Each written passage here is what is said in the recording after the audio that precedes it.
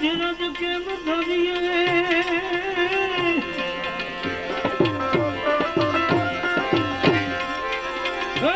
રામ રે હુમા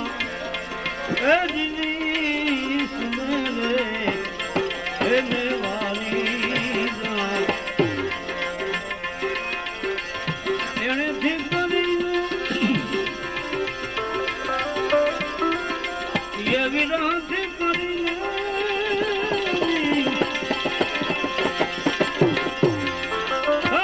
પ્રેમાયેલા શરીર ને એ ઓઢાની આવી વાત તુને મારું ચિત્રું હેરાયલ રે મારું મન